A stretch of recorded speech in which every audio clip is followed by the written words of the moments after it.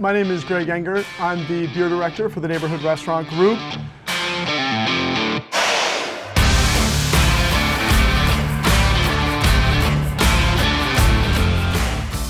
A collection of many different concepts here in the DC area, Northern Virginia, Maryland, and now New York City. We are simply dedicated to the art of serving, celebrating, and experiencing craft beer. It's something that we've been passionately pursuing for 15 years now, and though the landscape has changed, our message really has not. It's been a message about experiencing, thinking, and enjoying your drinks, thinking about beer in context, studying the history of styles, considering the flavors in the glass, and of course, enjoying the drink. And that's been our goal too with our guests. We set out to create experiences for our guests through temperature-controlled draft systems, beer and food pairing, which we're going to be talking about today, pristine glassware, and a host of other ways that we try to create a very special experience around the enjoyment of craft beer. Early on in my career, craft beer simply was not what it is today. To find craft beer on draft was pretty much impossible 15, 20 years ago in the DC area. A few places had it and you'd seek it out there. Even to find it on grocery store shelves or retail shelves was really, really difficult. So we set out then to say, we want to get craft beer into the hands of as many people as possible. We want to tell the stories of the brewers, not just from the American market or the local scene, but especially also of the imported market, those amazing European brewers who had and continue to inspire all of us brewing in America today. And that was really it. Our goal back then was to say, we know something other people don't seem to know. While we love wine and spirits and cocktails and great food, we believe that beer should be considered on the same level. And so we set out to do that. And one of the ways that we had a lot of success doing that was by elevating the experience of craft beer from just the backyard barbecue and the sports arena, simple kind of imbibing, and bringing it to the table and saying that beer and food belong together as much as wine and food do. And even though many different historical occurrences have kind of aligned to get in the way of beer and food pairing, especially in the United States, we wanted to remedy that. And so with our first location, Rustico in Alexandria, we began to experiment with these things we called mosaics. We would pick out a number of different tasting size draft beers and pair them with small plates coming out of our kitchen. And this was back in 2006. We had already been hugely inspired by the work of Garrett Oliver, a close friend of mine and one of my craft beer heroes. Brewmaster's Table had been out for a few years at that point, and beer dinners were certainly ubiquitous, but we didn't see the kind of serious beer and food pairing happening at the restaurant level every day. And so we really wanted to work on that, and we set about doing that back at Rustico. When we opened this Rustico, where we are here today in Ballston, we continued that as well. And in the meantime, we had opened our beer and food restaurant, Birch Barley, in Washington, D.C. on 14th Street, a restaurant that's still going strong today, a restaurant that has introduced our guests every single service for now 11 years strong to beer and food pairing. So rather than having a wine and food tasting menu nightly, we've been offering a beer and food tasting menu nightly, constantly in rotation with whatever was seasonal and just whatever the chef had in mind that day. Or if I found a bunch of cool beers that we wanted to pair to, we'd create the dishes for that. So we've been committed to beer and food pairing since the beginning. We found it is a great way to expand the experience and enjoyment of craft beer. And we found it was also a great way to just get people to drink craft beer, which is crazy to say now when there's walls and walls of cans in every grocery store. Every single bar seems to have a craft beer list. But going back 15, 20 years, when that wasn't an option, we had to get people to realize that beer wasn't just fizzy yellow alternatives. It wasn't just some kind of low alcohol conveyor of mild intoxication, but rather could be something noble, something with history and stories and narratives behind it. And one of the ways that we did that was just by simply following the lead of wine. Wine had done such a good job of elevating its stature by insisting on being paired with the world's best cuisines, or at least the most known cuisines at the time. And we felt that beer had every opportunity to do that as well. And when we really started to dig into how beer could work with food, in some ways we were shocked with how well it worked, but also with how different it was from wine. Unlike wine, beer is lower in alcohol.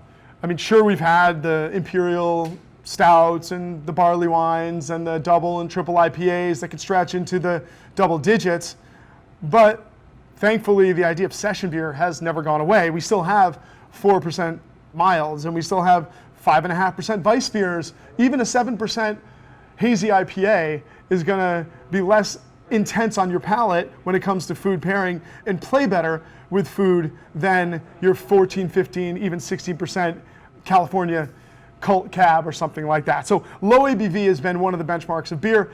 It makes it such a social drink, but it also means that it plays well with a lot of different flavors. We don't have to worry about overwhelming food quite as much as we may have to with some of the bigger wines that were served. Also, beer is carbonated, with the exception of a very few still lambics. All beer has some carbonation level. And carbonation is incredible for the whole experience of beer and food pairing.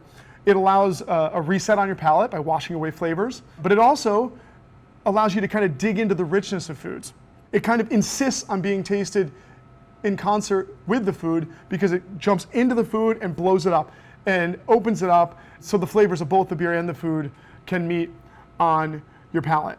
Carbonation is also something great for washing away spice and heat, something that wine has struggled with for years based on tannins and high alcohol. Alcohol and spice, capsaicin spice, don't mix well. Another reason why lower ABV beers are so wonderful with food is that they may not overwhelm, but they're also going to not light that fire on your palate of spicy food. A lot of times, stronger beers and wines, bitter beers or tannic wines will kind of light up the heat on your palate. Lower ABV beers, especially with a nice bit of carbonation, can deal really well with spicy food.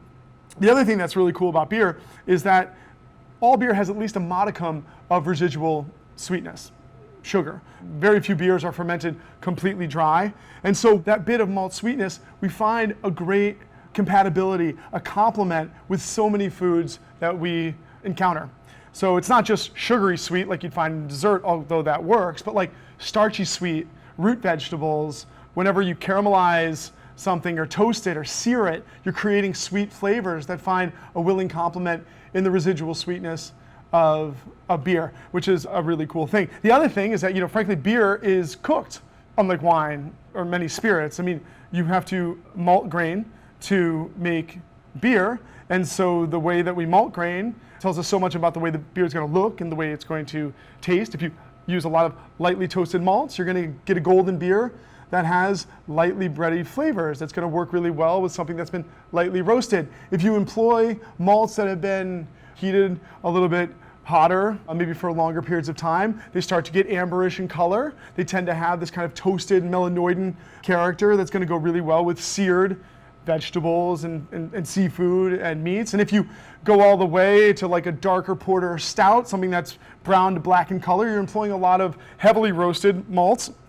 And these are going to have flavors you get from grilling foods. So a roasty beer is going to really link up nicely. So those are some ways that beer also works really nicely with food. The last thing about beer that I think is probably the most fascinating is that it is so diverse in its flavor profiles. Far more obviously diverse than any wine out there. You can have beer that is straw golden color, bone dry, light and airy on your palate like a Kolsch. You can have something that's aggressively hopped and extremely bitter with just a little bit of a reddish hue and caramel balance like you get from an old school West Coast IPA. I can't believe I just called that old school, but here we are. Of course, you can have another IPA that looks nothing like that. That is hazy like a Weiss beer, sweet on the palate with loads and loads of really amazing and inviting fruit aromatics. You can have roasty, chocolatey, coffee-ish stouts and porters. You can have toffee, toasty, nutty, figgy, doppelbocks and barley wines, beers that taste like bacon and mortadella, like the classic Rauch beers of Germany, you can have fruity, spicy Belgian style brews and banana clovey, bubblegum, Weiss beers from Bavaria. And then you can even have beers that are sour or more delicately tart. You can have those that are matured on so much fruit that they look more like juice than they do like beer. Others that are a little bit more balanced and vinous, and some that you would mistake for wine. So whether it's crisp, hoppy, malty, roasty, fruity, spicy, smoky, tart, and or funky, all of this gives us so many different kind of weapons to use when we think about the foods with which we're going to pair. And the last thing is that food and beer pairing is fun. I'm going to lay out a number of rules or principles or ideas really that I think would be helpful, but at the end of the day, there's no tried and true black and white rule when it comes to food and beer pairing. And one of the reasons for that is because so many different kinds of beers go with so many different kinds of foods. It's not a wine situation where this wine really can't go with that food and this one must go with that. Beer just tends to work in lots of different ways. I think it's that diversity of flavor profile. And so this has been incredibly helpful when trying to turn people on to new styles of beer, because I can always say, listen, with that dish right there, you must try this. Even though you may not ever really want to try this style of beer, it's going to be great with that food. And sure enough, that helps them kind of move into a new style. Or if somebody is absolutely dead set against certain beers, I may have a beautiful New York strip steak that, for me, I love to dig into that fatty richness with bitterness. But bitterness can come in many different ways. It can come from hop character in a West Coast IPA. It can come from roasted character in a stout or porter. It can even come from some elevated tannins in barrel-aged sour beers. All of those are going to work in different ways with a steak. So if I go up to somebody and I'm like, hey, you got to try this with a double IPA, and they're like, absolutely no way. I do not like hops. I've never liked hops. I can't do hops. That's cool. What do you think about porters? Porters are good. How about fruited sours with a little bit of oaky richness on the palate, some structure to dig into that? I love sour beer. Perfect. Let's go with that. It gives you a little bit more flexibility. We can be a little bit more versatile, and it frankly is just more fun. Last, just as kind of an update of where we are here with beer and food pairing. When I first got into beer, it was because I fell in love with the narratives behind historic brewing traditions, historic breweries, and many, if not most of these, were coming to us from Europe. So whether it was looking into the real ale tradition in England with pub fare, or looking into classic Bavarian cuisine and Bavarian lager, Weiss beer accompaniments, or more importantly than all of them, looking at Belgian cuisine à la bière and how they had, particularly in Belgium, really focused on the way that their very food-friendly beers worked with their cuisines. I was inspired by the narratives behind the beers, but also the narratives behind the food. And that's what really kind of got me into beer to begin with, is that I wasn't just drinking something that existed in a vacuum or was the product of some kind of faceless global money-making machine, but rather something that had been made by specific people in a specific place for specific reasons. Flavor-forward reasons, historic reasons, reasons that they poured their heart and soul into making that particular flavor at that particular time. And that's what made me fall in love with it. And so in trying to get people to maybe pay a little bit more for some of those beers 15 years ago, it was helpful to say, not only are you going to love this beer, but based on what you're having tonight, it's a no-brainer. You got to have it together. That worked well. And it was really a great way to get people who hadn't really considered beer as anything besides just domestic swill, frankly, to that point to think about it in a different light. So we got what we wanted. Way back when we said we want beer everywhere, and it certainly is everywhere. And there's been some unintended consequences of that. Beer has become legitimate. It's a product. Real beer, craft beer is a product that more people know about today than ever before, more people love today than ever before. But still, I find that it's kind of being consumed in a vacuum. It's being consumed on its own, The stories and narratives behind the beer might not be as important as they once were. And people aren't necessarily pairing beer and food as much as I thought they would be at this time. It's almost like we used historic narratives and beer and food pairing to get people interested. But once they got interested in the beer, they kind of took it home, typically in 16-ounce cans, hoarded it, stashed it, traded it, and then ultimately consumed it, but maybe didn't think about the styles and where they came from or the ingredients and why that hop tastes like that and what food it could go with. So I think we need to work on that a little bit more. I think I love where beer has gone. It is an incredible thing to see how amazing American and global craft beer has become, but I think we can do more to kind of create more depth of the experience of enjoying craft beer today, and this is how we're going to do it. When it comes to pairing beer and food, I wanted to kind of demystify the approach. I think sometimes people overwork beer and food pairings and maybe get too caught up in the intellectual ideas of what goes with what, rather than just having fun with it and experimenting. I believe that there isn't one perfect beer pairing out there for each dish or each food. I really think there's a lot of different and equally interesting and delicious interactions to be had from disparate styles of beer with particular dishes. It's a pretty forgiving practice, frankly, and one that should be fun, experimental, and less rigid. When I'm talking about and teaching beer and food pairing, I kind of go through and think first mostly about intensity. So when I think about intensity, I think about the flavor impact of the dish and the beer, the body and weight of the dish and the beer, and if those don't match up, we can't even get started. I mean, even as I'm saying this, I realize that it is kind of just natural, right? I mean, almost a step you don't have to talk about, but it's one that I think we all do subconsciously when considering what to drink with what we eat. So for example, you might have a delicious dark beer in front of you. It could be a 4.5% dry stout, or it could be a 12% sweet stout that's decadent and rich and layered with peanut butter, vanilla, and coconut. Obviously, these two beers, while they will have some similar flavors of roast and chocolate and maybe some caramel and malt sweetness to them, are going to behave very differently with different foods.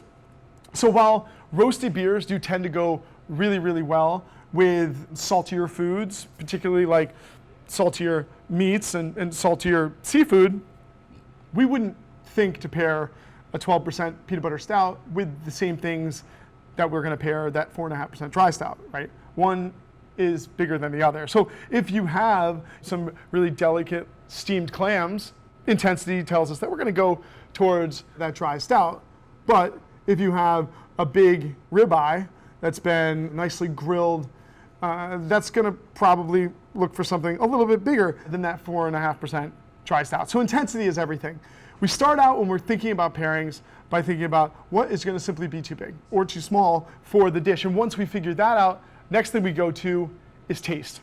Taste is the simplest way that we experience flavor. The more complicated and complex way we experience flavor is through smell, aroma, the olfactory senses. So that's why if you just plug your nose and eat a bunch of food or drink a bunch of beer, you're not going to really get that full sensual experience you get from enjoying the aromatics, right? If you plug your nose and drink something, you're going to taste sweet, sour, salty, bitter. You're not going to parse the nuances of the aromas that way. That's where we get the particularities, is in the aromas. But taste is still very important, and it is the second step of food pairing. So once you've figured out your intensity and you believe that you kind of understand the kind of flavor and mouthfeel intensity of the beer and food that you want to put together, then you're going to think about the taste. This is debatable. I go by 7 kind of major tastes, 3 of which you find often in beer, a couple sometimes, and 2 you really don't, or at least shouldn't. Sweet, sour, and bitter are 3 of the 7 tastes that you find all the time in beer. The others, salty and spice, like capsaicin heat, can find from time to time. I guess people used to make jalapeno and habanero beers more than they do now, so you can make an argument for that. And yes, of course, salt is added to many beers, including classic German Gose, or I guess I would say modern German Gose. I don't think the original German Goses had salt added to them. But yes, so you will see sweet, sour, and bitter beers, some beers with spice and heat and salt, and then the last two, fatty flavors, which we know like fat richness on the palate, and then umami, which is one of the more difficult flavors to express, but we think of umami, we think of savory, we think of dashi, things made with seaweed, fish sauce, we think of mushrooms and tomatoes, fish in general, the kind of savory, almost meat-like flavor on the palate, which I'm not going to say has never been added to or experienced in beer, but probably shouldn't be or hasn't been that much. So those are the 7 tastes. And before we even talk about the nuances of how the aromas are going to interact and that kind of the next step of complexity of pairing, we really have to figure out what's going to work as far as taste goes. So taste can interact in 2 basic ways, complement and contrast. Complement is like on like, contrast is 2, disparate flavors that hopefully work well together. They kind of balance each other out. So yes, if you have a sweet beer, you can seek out sweeter flavors. And when I say sweet beer, I don't necessarily mean like a pastry stout. This could just be a moderately attenuated Bock style lager that shows nice malt richness on the palate, some residual malt sweetness there, or some British style barley wine, even if dry, can showcase kind of caramelized sweeter flavors on the palate. If you pair a sweeter beer with sweeter foods, sweetness tends to mellow on both ends so that the other flavors in the beer and the food can kind of come up to the fore. Same with bitter beers. Bitter beer can be a hoppy bitter beer. It can be a roasty, stout porter bitter beer, or it could be even a tannic beer. And you can seek out some bitter foods of that, cruciferous vegetables, leafy greens, some of the things like that, radicchio.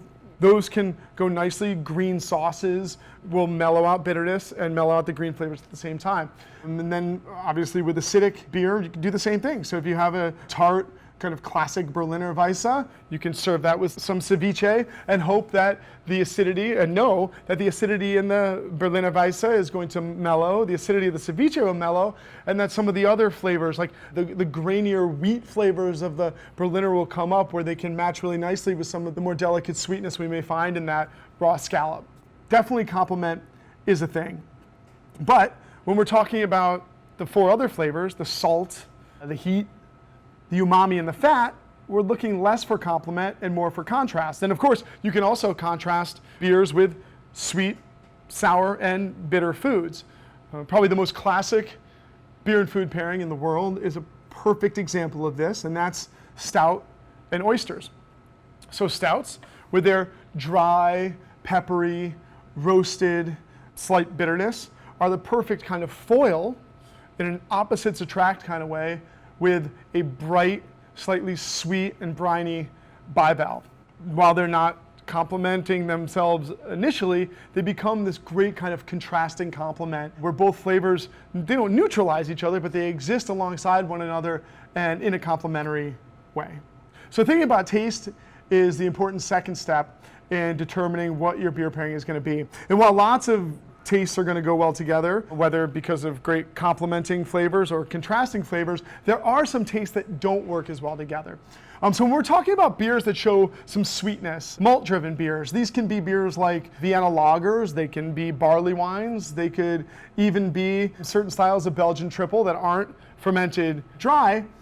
These sweeter beers are going to work with a lot of different foods, but one of the things I don't love when it comes to beers with residual sweetness is how they work with fatty foods or foods that are showing lots of umami flavors. To me, when you bring a richer, maltier beer to a fatty, rich piece of meat or cheese, or to like a mushroom-laden umami bomb kind of a dish, they both tend to kind of become flabby. I don't love the way sweeter, maltier beers work with fatty or umami flavors, so I tend to stay away from those. When it comes to bitter beers can work with lots of different things. Obviously, with bitter foods, they get a great complement where both of those flavors are kind of subside and mellow out. They can contrast well with a lot of things too, including salt and sweet. And they dig in nicely to fatty flavors and pronounced umami flavors. But I don't love bitter when it comes to acidic food and when it comes to spicy food. To me, bitterness makes spicy food spicier and overwhelming, and it just tends to kind of clash with acidic dishes. When it comes to acidic beers that show tart flavors or sometimes even more intensely sour flavors, they can work well with a lot of different tastes. Obviously, with other acidic foods, you get a nice complement. They can balance really well against salt. Love that pairing. Dig into richness and fatty flavors, pronounce umami quite well. I don't love acidic beers with bitter foods as much, so I tend to find a little bit of a clash there. And then also, I find that acidic beers with sweeter foods tend to make the beers taste more tart. Kind of in the same way that wine. It's hard to pair dry, acidic wine with sweeter foods. It tends to throw the acidity out of balance. I find the same thing with beers. So when it comes to tart beers, we tend to stay away from things that are more bitter and things that tend to be more sweet. And also, I don't love tart beers with spicy flavors. I think that they also tend to kind of light it up on the palate. The next step, once we figure out that our intensities are in line and that we've made sure that we're not trying to match up any tastes that don't really go together, or we're keeping away from sweeter beers with fatty foods and umami bomb kind of foods, and we're keeping our bitter beers away from spicy foods and away from acidic foods, and then we're keeping our acidic beers away from bitter foods, spicy foods, but also from sweet foods. Once we make sure we're following all those kind of rules properly, then the next thing is just to think about what else is going on aromatically in the beer and in the food, and how are those things going to go well together. And that's really a fun way to go. And when we think about the broad flavor profiles that I like to use when I'm describing beers or when I'm organizing my menus, we start to think about the ways that each style of beer within these flavor categories are going to work really well with each dish. So while we know that, say, bitter beers tend to go really well with bitter greens, depending on what we're using to dress that salad is going to make us figure out, should we go with hoppy Pilsner or should we go with that IPA? If the salad is made with maybe some grilled shrimp and more simply prepared, it's a little bit lighter, maybe we'll go with that Pils that we know is not going to be as bitter. It's got some great herbal flavors and it's not going to overwhelm the shrimp.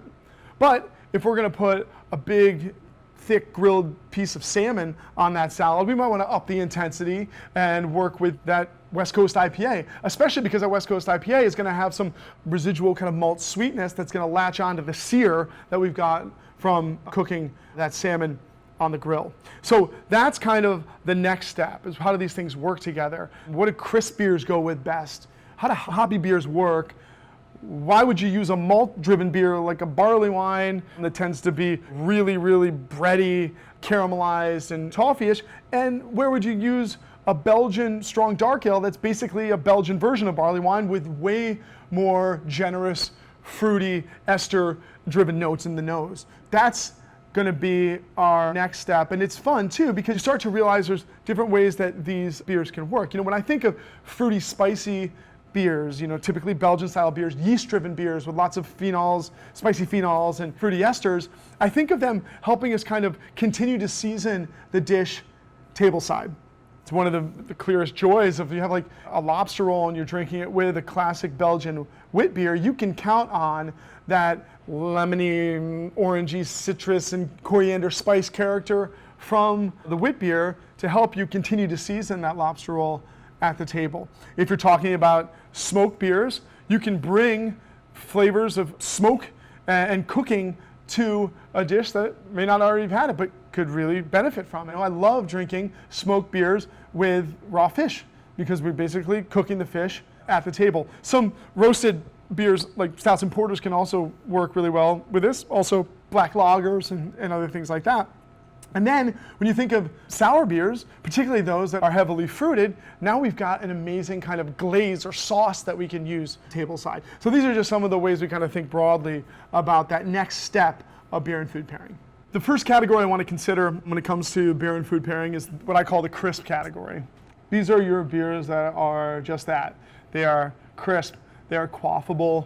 They tend to be mostly from the lager tradition, although we do have some ales in here as well. And when you think about crisp beers, they can be kind of all over the place. They're all lighter, refreshing, quaffable beers, but they can have very different flavor profiles. So it's hard to say that if you're in the crisp category, you're going to pair with this food, but in general, crisp beers are going to be reserved for lighter, fresher preparations.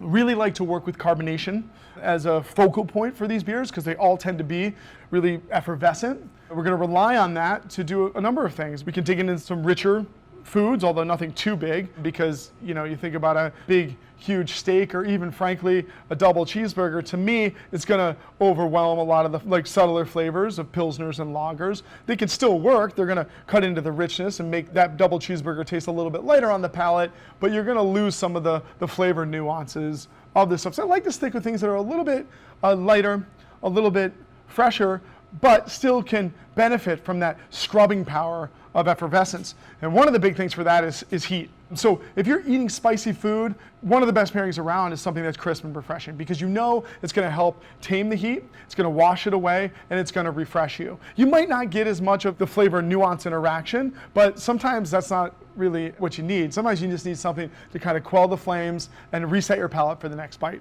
When I think about the subcategories in crisp, first one I think about are beers like this, the American Solera Laurel Roberts. This is a dry hopped Kolsch. And as a Kolsch, it's an ale that's fermented like lager, sometimes lagered, sometimes not, but fermented colder. So it has a little bit of a white grape and almost pear-like fruit note, but mild. Still crisp, refreshing quality is the goal of the Kolsch, I think.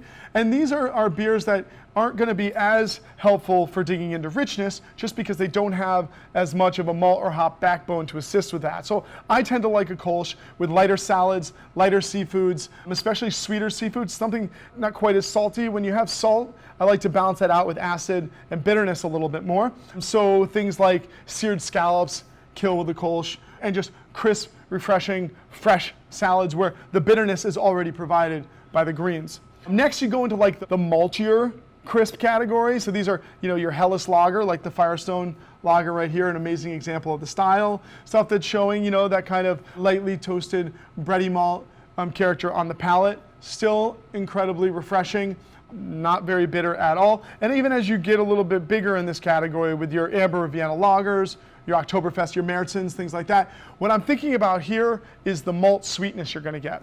When I think of maltier crisp beers like Vienna lagers, Helles lagers, even Oktoberfest Märzens, I'm thinking about that malt character, that more bready richness. It's liquid bread. I mean, this is a perfect sandwich beers. They go nicely with the bread itself, but also tend to balance against some of the saltier flavors from the meat. Think of like a pastrami on rye and a Vienna lager. Absolutely incredible together. Anything seared is going to go great with these, especially the darker versions, because you get the pickup of the seared toasted flavors in the malt with the sear of the vegetable or the meat or the seafood. But also, sweetness plays nicely with acidity. And so maltier lagers tend to be incredible with acidic food, whether that's tomato-based sauces in Italian cuisine or acidic foods that you may find like in Szechuan food, and also can deal very nicely with spice to kind of temper some of the intense heat we get from especially Southeastern Asian cuisines. Last up is the hoppier crisp beers, the Pilsners, like the Oxbow Lupulo here, a dry hopped or Italian style Pils. Very different than the other two because of the bitterness factor here. So if I might pair these with acidic foods because you have some great malty sweetness here or effervescence, I'm not going to do that as much with the bitter beer. It doesn't go as well with acid. Same with heat. If I've got spice and I want a refreshing beer, I'm going to go with the Helles and the Kolsch rather than the Pils because the Pils hop kind of lights up that heat. All that said, if I've got some fatty richness, if I've got umami flavors, if I've got a lot of salt, I'm bringing the bitterness here because bitterness and salt are phenomenal together. So whether it's charcuterie or fresh sausages or some really briny oysters, Pilsner hop character is going to be incredible with that. Whereas these guys would be a little bit lost there. I think they'd be a little bit overwhelmed, wouldn't provide as great a kind of contrasting balance with the dish. The next category we're going to consider when it comes to beer and food pairing is the hop category. And this is an interesting one for me because way back when I was trying to convince everybody that craft beer is amazing and what they should be drinking all the time, meanwhile trying to convince them to pair craft beer with literally everything they eat, I had a bit of a conundrum because 15 years ago, 10 years ago, 5 years ago, and even today, IPA remains the most sought after style in craft beer. And before hazy beers arrived on the scene and we were dealing with, first British styles of hoppy beers that are dry with decent amounts of bitterness, and then bigger West Coast and East Coast American styles of IPA that would bring much more hop bitterness and hop flavor. I had a conundrum because I was basically saying beer and food are amazing together. However, the most popular style of beer, i.e. bitter IPA, is probably one of the hardest things to pair with food. Luckily, brewers started making non-bitter IPA. So now I have all different kinds of the most popular beer in the world at my disposal when pairing with food. And so the hop category has become certainly bifurcated. We'll start with the old school stuff, the classic English IPAs that show malt flavors, caramel, toast, and toffee, but also tea-like bitterness, lemony, herbal notes. And then the bigger variants, the American-style IPAs, inspired by the Brits, but certainly bigger, brasher, more bitter, more intense, typically more fruity, but also more resinous, weed-like in the nose, those old Pacific Northwest hops with the West Coast-style IPA beers. So when you think about classic style of IPAs and bitterness, you want to stay away from heat, you want to stay away from sour, and you also have to take these into account when you think about intensity. You remember I talked about intensity being the first rule of beer and food pairing, and intensity isn't just alcohol by volume, and it isn't just weight, it's the impact of the flavors. So I've had 4.5% session West Coast IPAs that are much bigger than the 4.5% ABV that they're showcasing. Just because the bitterness is so big, it couldn't go with a lighter food. So when you think about bitterness, you got to think about intensity. And that was one of the problems with trying to pair, and still is one of the problems with trying to pair West Coast hoppy, i.e. bitter beers, is that they overwhelm a lot of things in the same way that big tannic wines overwhelm a lot of things. Typically, if you're going to pair bitter beer, you need big, rich food. You need red meat. You need aged cheddar. You need those big, rich flavors. You need beans. Tex-Mex actually is amazing with West Coast style IPAs. You need richness, fat, you need things to kind of suck up that bitterness and leave the beer softer and the food lighter on the other end. But that was kind of it. I mean, really, it was hard to come up with a lot of other ones. One of the classic kind of wow flavor pairings with hoppy bitter beers was dessert. Sweet things. Carrot cake is probably the most classic, but it works there too because bitterness and sweetness go really well together. And so you can dig into richness as it comes to you from a flourless chocolate cake just as well as you can dig into the richness of some lamb chops or duck two ways or something like that. Nowadays we have a whole different breed of IPA with which to work, and that has been extremely helpful. We've gone from, on the one hand, something like Alpine Duet, certainly not the most aggressively bitter of West Coast styles, but definitely something with a nice hoppy, bitter backbone. And then we move over to something like Juice Jr. from Great Notion out in Oregon, or Lost Weekend from my brewery, Bluejacket, down in DC. These are hazy, juicy, sweeter style IPAs that are utilizing some kind of adjuncts, oats, wheat, to give you residual sweetness. They're moving all that hopping from the boil a little bit into the whirlpool, but mostly to the dry hopping phase, adding certain yeast, biotransformation, everything else to make sure that you get less bitterness, a richer mouthfeel, and really bold fruit flavors. Even as I say it now, it reminds me more like a Belgian wit beer than it does like a classic IPA, and that is actually smart when you're thinking about how to pair hazy beers, hazy IPAs, hazy double IPAs, is to think about how would you pair a lighter, or I shouldn't say lighter, but maybe a brighter Belgian style beer, like a Belgian blonde ale or a wit beer, or even like a Belgian style triple, because you get these fruity aromatics, you get sweetness on the palate, and you don't have to worry as much about bitterness. So while I won't bring a hazy IPA or double IPA to the burger and steak like I would the West Coast style, sweet, fat, not my favorite thing, I will bring it to lighter seafood dishes that West Coast IPA bitterness would overwhelm. I will bring it to spicy food.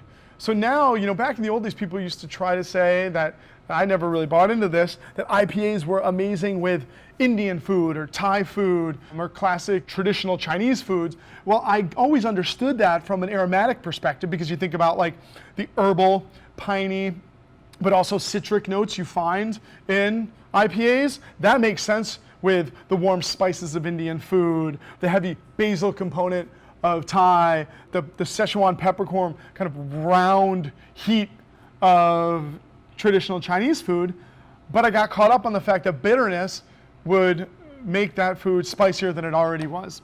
And so now, when you can bring a beer like this Great Notion Juice Junior that's got mosaic, showing that panoply of flavors, the berry fruit, the lemon, the little bit of residual kind of pine coming from its forebear Simcoe, you find all those compatibilities with the Thai curry, but you have some sweetness to temper the heat. So we kind of can have everything both ways when it comes to hoppy beers these days, and that's certainly made my job a lot easier.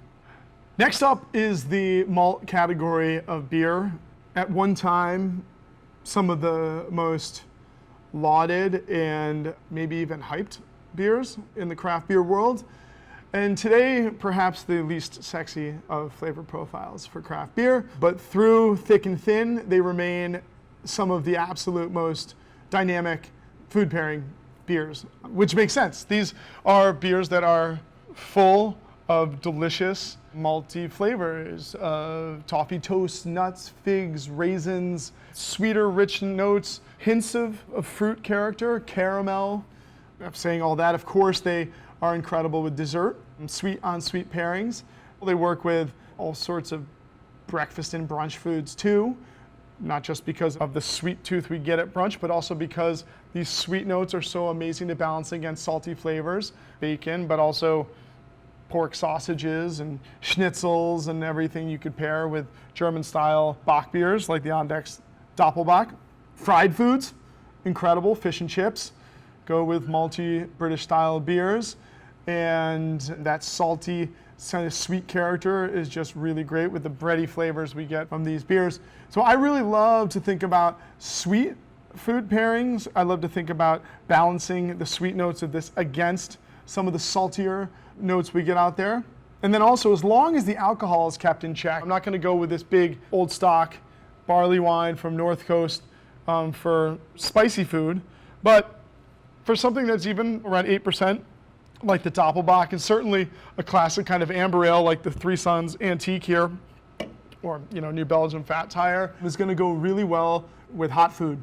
Anything that's got that capsaicin heat, because you're going to get this kind of blanketing sweetness that's going to preserve the flavor of the heat while tempering the intensity of the heat. Keep the spice and mellow on the heat. So think of like Cajun cooking, gumbos, it's particularly amazing with the richness that you find here. Also ramen that has some soy character, some sriracha added and some heat in there. It's going to be really delicious with these. It's been kind of a classic pairing to do bigger, richer, maltier beers with game birds, and I get that, especially leaner ones. But for me, when you get fattier birds like duck, for instance, I don't love the way that the malt interacts with that kind of dish quite as much. I think with fattier, rich meats, I like to go more for acid and bitterness to kind of dig in and cut against, but it can work out in a pinch.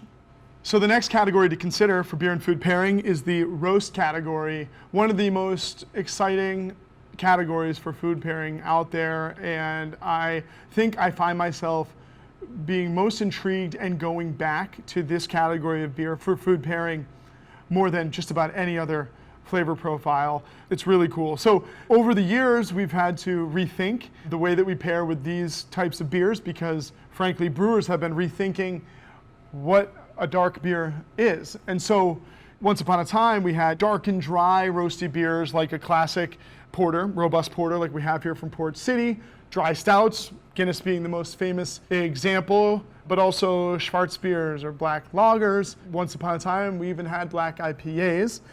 And then we had the softer side with your sweet stouts, whether they were made with lactose milk sugar or not, oatmeal stouts to give you a little bit of a silkiness on the palate. And those are still around and they're still incredible for food pairing, but now we have a whole new kind of subcategory, and that is the rich and decadent, the typically imperial sweet stout, very, very dessert-like pastry stouts are often called. They're often adjuncted, like this here. This is PB Kiss from Three Sons down in Dania Beach, Florida.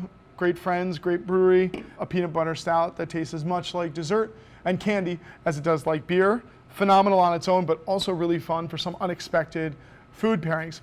So on the sweet aspect, whether you're talking about a classic oatmeal stout that's still going to be dry but rich on the palate, or a big pastry stout, I tend to like to do these foods that have either sweetness or a little bit of a kind of salty character. Clearly they are desserts on their own and can work with dessert-like flavors as a kind of complement and echoing of existing flavors, but also really great with sweeter just foods in general, like root vegetables of any kind, starches, cuisines that use like a lot of rice and or beans, like thinking Middle Eastern cuisines. Having a classic sweet stout, like a milk stout, or a nuanced pastry stout with hummus is absolutely incredible. So we're looking at like things that are kind of earthier in quality and have a little bit of a richer vegetal sweetness.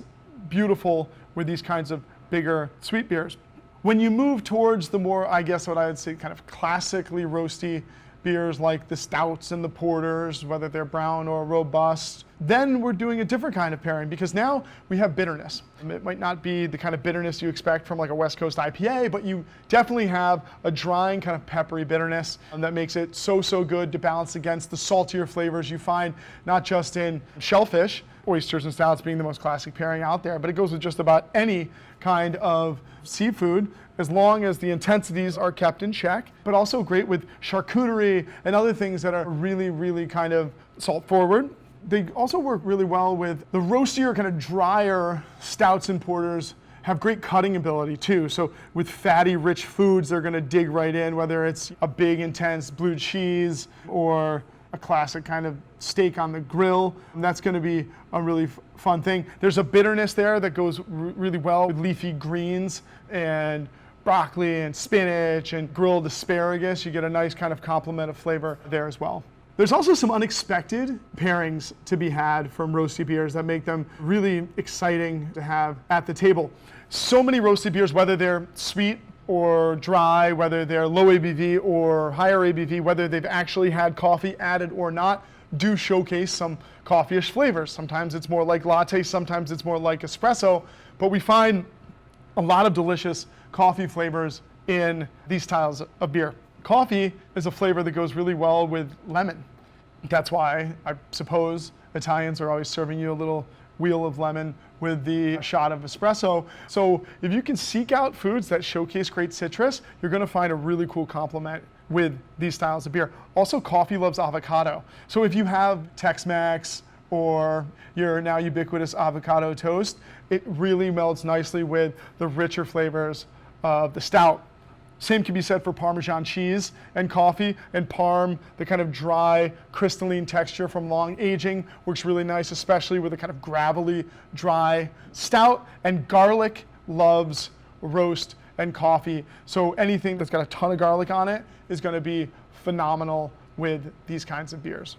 The chocolatey flavors you find in roasty beers are incredible for food pairing as well. Obviously, you can do it with chocolate, but there's some other things that are maybe less apparent, like beets. Whether it's just some simply prepared beets or a really fresh beet salad, they're gonna have a lot of harmonies with the chocolatey flavors we find in these kinds of beers. Ginger is another thing that loves chocolate flavors. So whether it's just a fresh ginger flavor in a dessert or in a savory preparation like curries or stir fries, incredible with stouts, porters, even with sweet stouts. Nowadays, you can expect to find lots of different kind of fun dessert adjuncts in your stouts, and there's some really cool flavor hooks for some of them. Peanut butter stouts are here to stay, and peanut butter is a fun pairing for lots of things. I mean, one of the classic oddball pairings, although we take it as a rule now, is peanut butter and jelly. That doesn't necessarily automatically go together, but we know it does.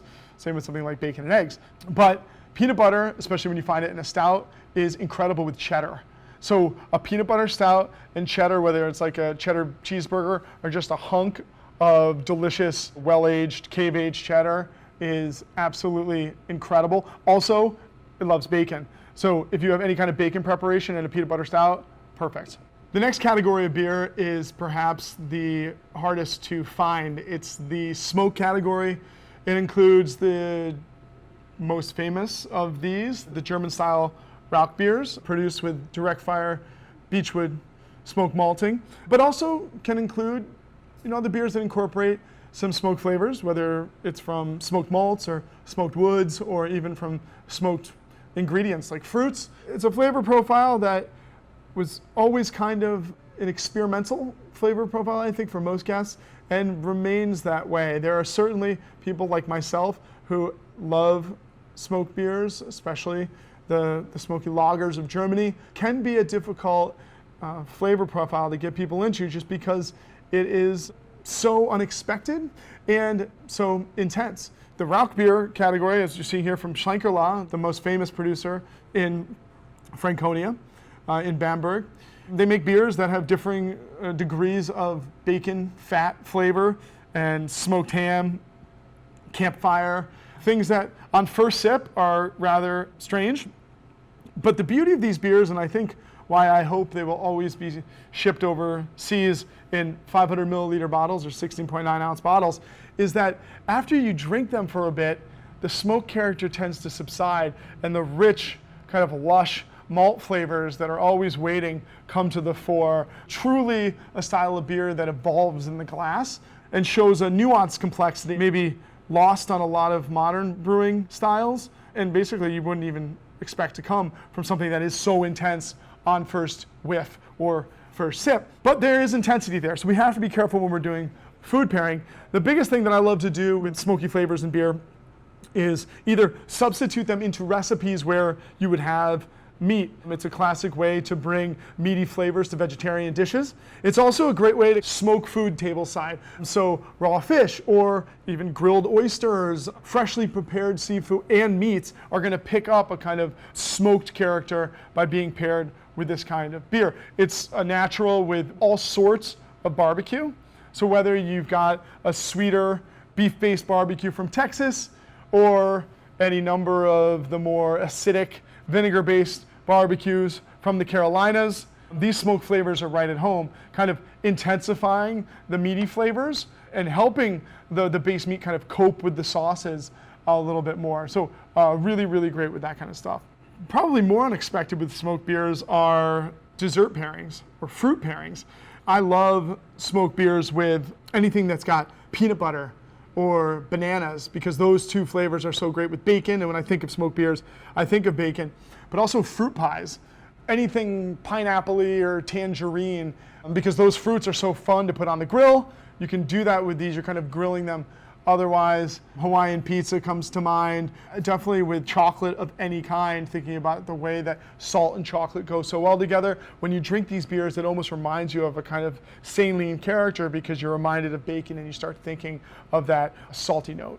Our next category of beer is the fruit and spice category. These are beers that are primarily Belgian, at least in style. These are your Belgian blonde ales, your wit beers, your doubles, your triples, your Abt Grand Crus, but also your Bavarian Weissbier and your Dunkelweizen and your Weizenbock.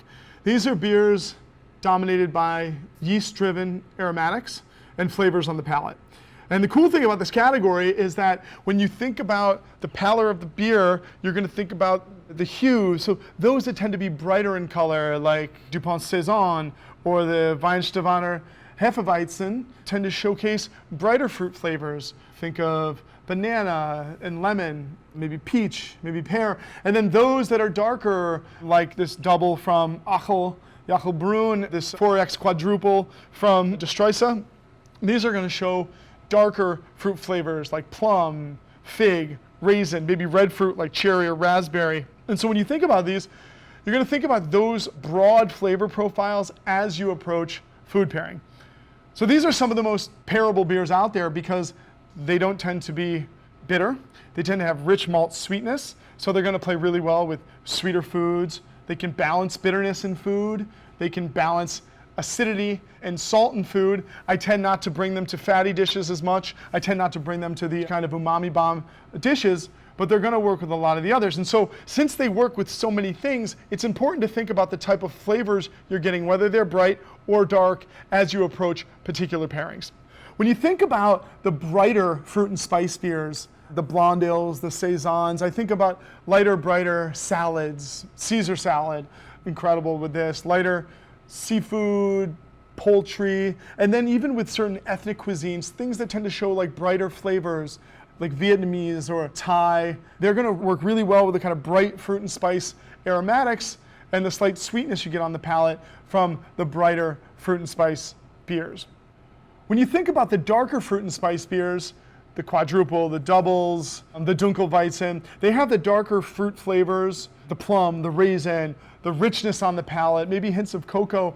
This makes them really great with desserts of all kinds, but also with cuisines that show maybe warmer spice flavors like Indian or Middle Eastern flavors that have lots of earthy flavors. Really, really great with these kinds of beers. But also the sweet, dark flavors here work so well with acidity.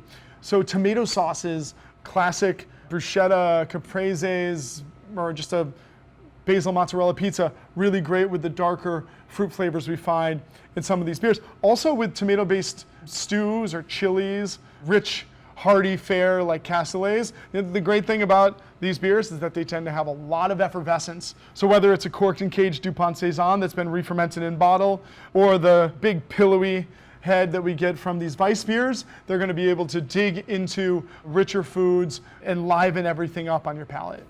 There are some really fun flavor hooks when it comes to some of the flavors that we find in these beers. The one I'm thinking of first off is banana. So isoamyl acetate is the quality that we find in Weiss beer that gives it that big banana flavor. And it turns out that banana and parsley are an incredible combination. So whether you're just having like some classic chicken cutlets or gremolata sauce, tabbouleh salad, chimichurri sauce on a steak, it's amazing when it links up with the banana flavors you find in a Weiss beer.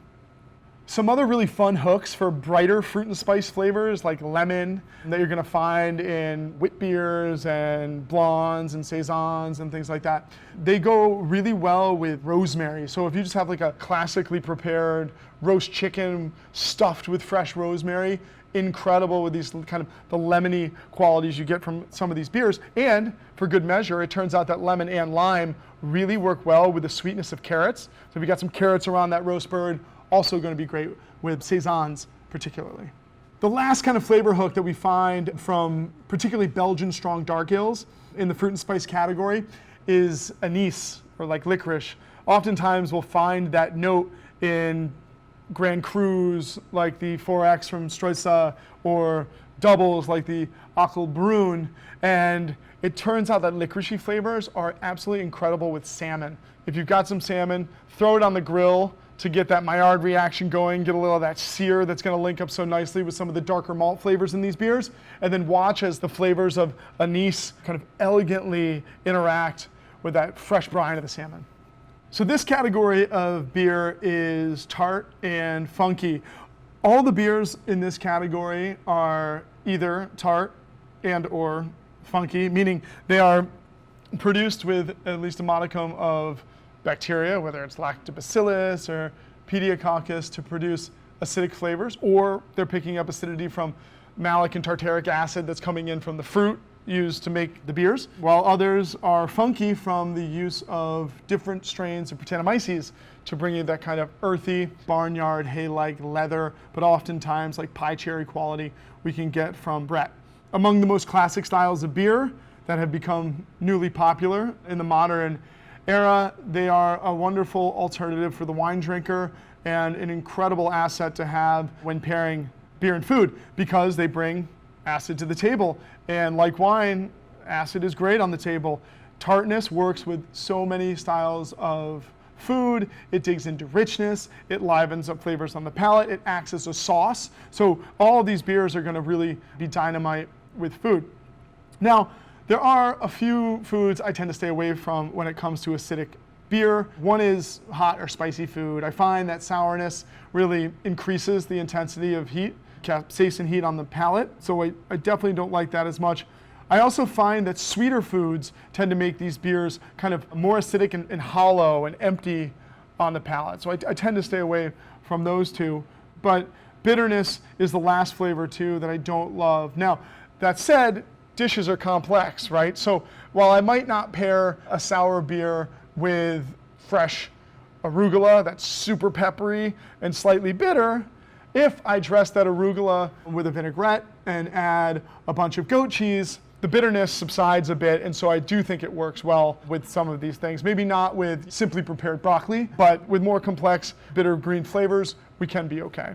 So the tart and funky or sour beer category is one that has gotten so much more complex and nuanced over the years. So there's lots of different ways that these tart and sometimes funky flavors manifest themselves in beer.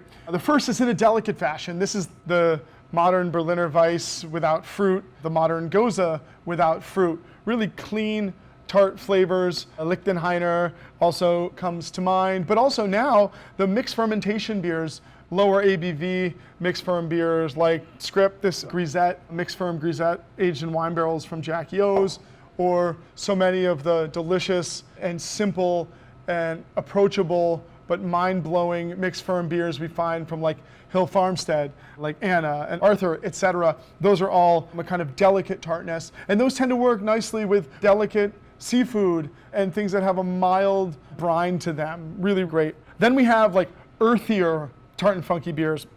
These are beers that may have some acidity, but they definitely have that kind of funky barnyard character, that earthy note from Brettanomyces. I think of something like Allagash Belfius here, which is spontaneous beer blended with Saison. These are rustic beers, and I think of like rustic cuisine. I think of cassoulet, I think of pate, I even think of foie gras, I think of really meaty mussels.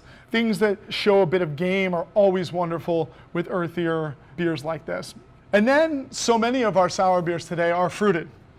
Some are more kind of obviously fruited, like I brought one of my beers from Bluejacket that we actually made for my wedding. This is Kelsey and Greg's wedding ale. It is a light, refreshing tart, 4% beer that's got massive amount of local peaches added to it. So anything that peaches love when it comes to dishes and cuisines, this beer is gonna love. It can stand in for peaches. If you think of summertime, anything you'd eat in the summer is gonna go with this. Sweeter, corn on the cob, salsas of any kind, amazing. And then you have the more complex fruited sours, typically these that have been aged longer, matured longer on fruit, aged in barrels, oak barrels, typically wine barrels.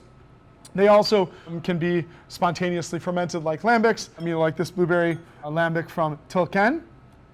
And these are really wine-like. They're vinous beers that are extremely complex. They're at home with red meat. They are incredible with anything that is rich and fatty. They're great with funky cheeses, but they're also incredible with blue cheese. Among the most complex beers that are perfect for some of the most complex dishes. There's some really cool flavor hooks too when you think about some of the fruitier flavors we get from tart and funky beers. Anything that's made with peaches or apricots, so whether it's this peach sour or foufoune from Cantillon, is incredible with the umami flavors you get from mushroom-based dishes. I think it's mostly because, frankly, a lot of mushrooms have a kind of apricot-y character to them. Like if you think of chanterelle mushrooms, they have a little bit of an apricot-y, peachy note, and so it makes them a home run together. There's a few other really fun flavor hooks with the fruity notes we find in some of these particularly fruited sour beers. mango flavors, whether you find them in a fruited sour, but also in a Belgian blonde beer or even in a hazy IPA, go incredibly well with sriracha or hot sauce in general. It's a really cool interaction. Just don't go too strong on the beer or too acidic, or else it's going to light it on fire. So something that's a little bit sweet and sour, mango flavors, absolutely incredible.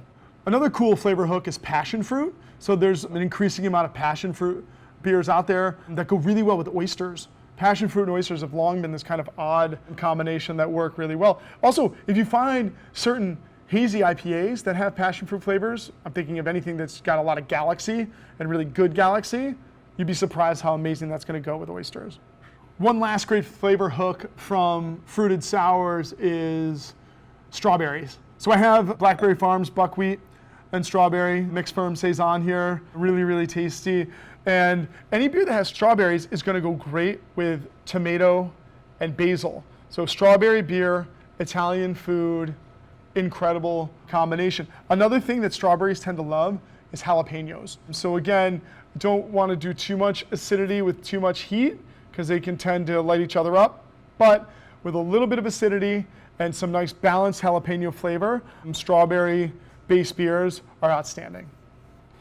Okay, so this pairing is really about the heat and the spice. So we have our Sergeant Pepperoni pizza here at Rustico in the Ballston neighborhood of Arlington, Virginia.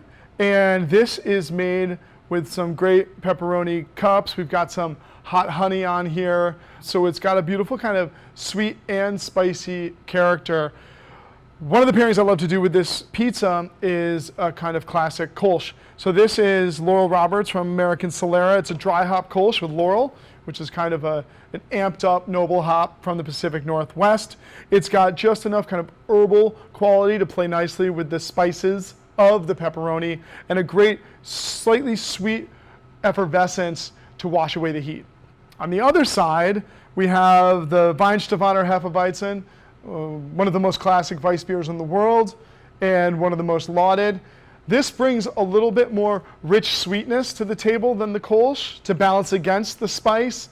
The clove character here is really delicious with the spices of the pepperoni, but still effervescent, still going to wash away some of that heat, and still beautifully sweet to balance against the kind of the oil, the salt, and to go with the hot honey itself.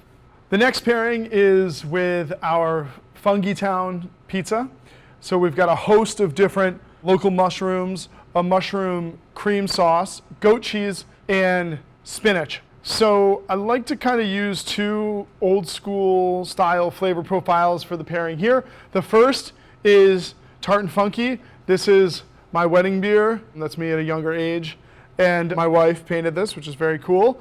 And this is a beer that we brew with local peaches. So 4% alcohol, really crisp, refreshing, nice tartness, good effervescence to dig into this kind of rich pizza. And then this beautiful focused peach flavor that is so perfect with all the mushroom character that we have. Also, spinach loves fruit. Think of like spinach salads with fruit, and the peaches play nicely with that. And last, nothing goes better with goat cheese than a lightly tart and fruited beer. So this works really well and maybe a little unexpected.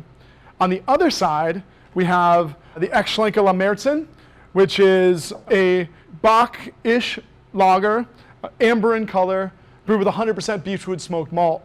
It smells like bacon, tastes like meat. It's got great campfire qualities to it and serves to kind of smoke these mushrooms, brings a meaty quality to this non-meat pizza, and the bready malt character, when you taste it with the pizza, you kind of don't know where the crust begins and the beer ends.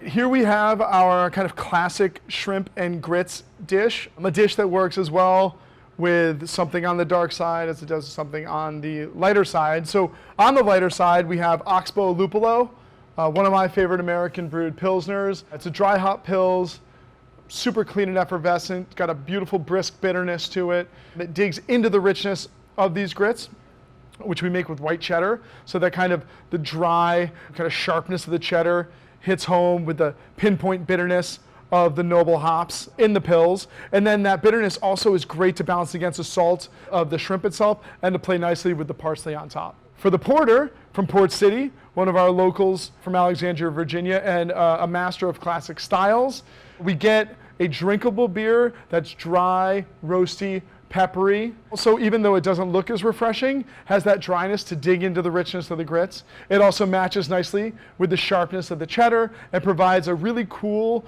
peppery, dry, kind of roasted, balancing flavor to the brighter brine of these delicious shrimp.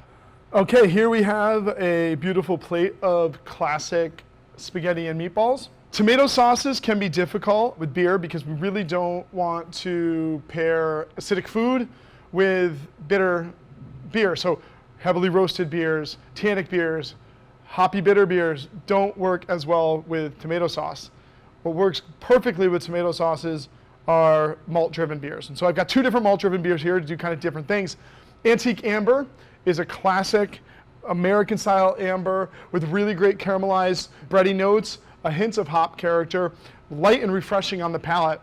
Our meatballs have a little bit of spice to them, so it's not just going to temper the spice with some sweetness, it's also going to be a kind of crisp, refreshing approach to this pairing. We've got the Grana Padano on top that's rich, it gets brightened up by the kind of crisp malt-forward character here. A Vienna lager or a Märzen is going to work in a similar fashion to this. And some of that sweeter bready flavor also works nicely with the kind of sear on the meatball. We sear them in the pan before we add them. On the other side, we have a stronger, fruitier, richer double from Ockel, one of the Trappist monastic breweries, the most recent monastic brewery from Belgium, at least. And this is going to also work here, not as much as an effervescent kind of refreshing accompaniment, but now with this, we're adding flavor, we're adding sweetness, we're adding fruitier qualities that are going to be compatible with the flavors of the meatballs. And it's also going to work really nice, that kind of sweet dark fruit is perfect with the fresh tomato character of the San Marzanos we use in this sauce.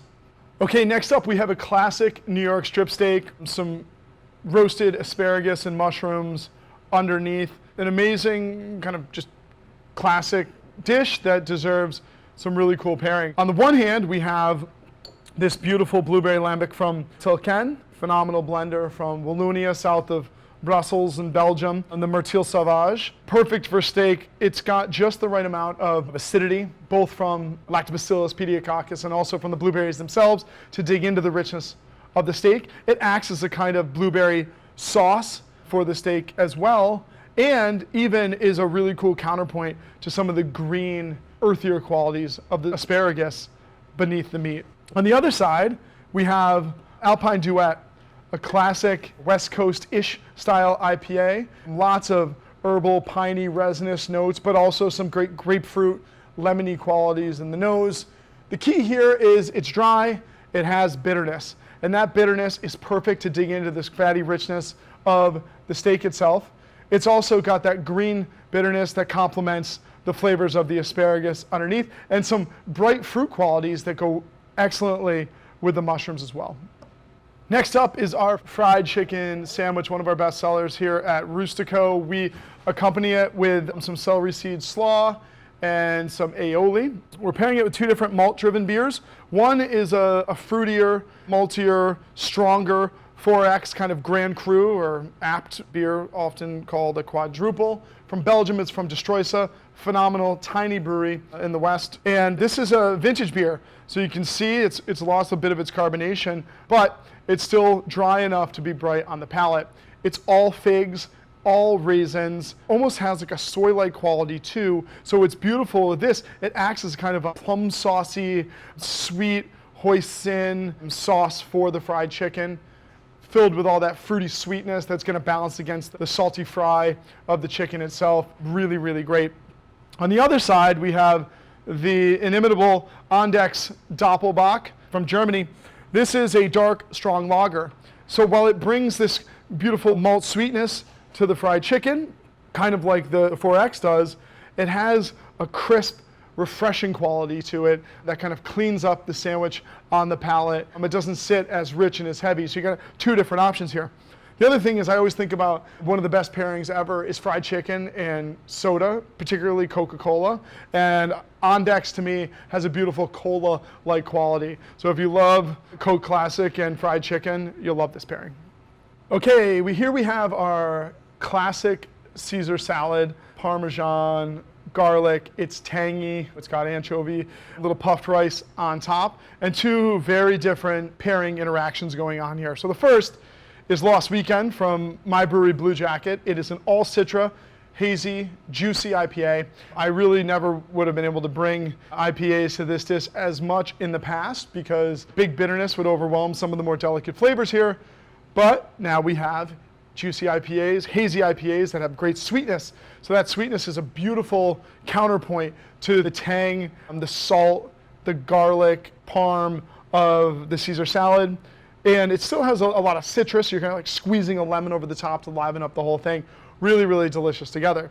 Totally different on the other side of the spectrum is Eckschlenker La Eiche. This is an oak smoked malt Doppelbock. It's big, it's malty, it's smoky, it's meaty.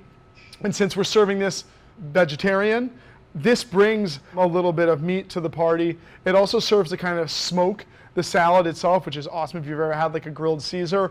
This stands in nicely for that. Okay, this is our beet salad with goat cheese and arugula. Really classic combination of flavors that's amazing with lots of different kinds of beer. On the one hand, we have a West Coast hoppy, bitter style IPA from Alpine Duet that works great with this because we're embracing the bitterness, we're embracing the herbal, the green qualities of the hops. We're letting them find a really nice complement with the peppery green bitterness of the arugula. Some of the citrus notes we're getting from the duo of hops in the nose are incredible with the goat cheese. They also serve to kind of season the beets, and beets love bitterness. They're rich on the palate and slightly sweet. This bitterness is a really nice contrasting complement for the beets. On the other side, we have Fantastic Voyage, an incredible sweet stout from Perennial Artisan Ales out of St. Louis. It's got coconut. We love beets and chocolate together. We find that here in spades. I guess that's red velvet, right? So this sweet, creamy cocoa quality, the vanilla, the coconut, excellent with the rich sweetness of the beets. Also a nice contrast to the tangy goat cheese and the peppery bite of the arugula. As you can see, pairing beer and food is fun. It is something that I love, continue to love. I continue to learn about every day. And while there really aren't that many hard and fast rules, the enjoyment is in the experimentation, the innovation, trying new beers with new foods, letting foods get you back into trying new beers. If you find yourself gravitating towards the fruited sours and the pastry stouts and the hazy IPAs, take this opportunity to let some of these dishes bring you back towards the classics. Likewise, if you feel like you know your classic pairings and you've got them down pat, bring in that fruited sour, bring in that American spontaneous beer, bring in that crazy pastry stout, and see what new flavor combinations are possible. It is a ton of fun. And if you're in the DC area, the Northern Virginia area, or even in the New York City area, come to our restaurants. Let us pair some beer and food for you. It's something we're passionate about as much now as we were 15 years ago when we got started. I think we'll show you some really cool stuff. We'll show you some things you maybe weren't expecting, and we'll make you fall in love with beer and food again. So if you're in the DC area, check out Birch Barley and ChurchKey, Bluejacket, our brewery, The Sovereign, which we specialize in Belgian cuisine and incredible Belgian beer. If you're in Northern Virginia, we have 2 Rustico locations. Up in New York City, we have Grand Delancey. And even in North Bethesda, in Maryland, we have Owens Ordinary. All of these locations are dedicated to the art of beer and food pairing. And we are just constantly working on new ways to really wow you with the ways that beer and food can go together.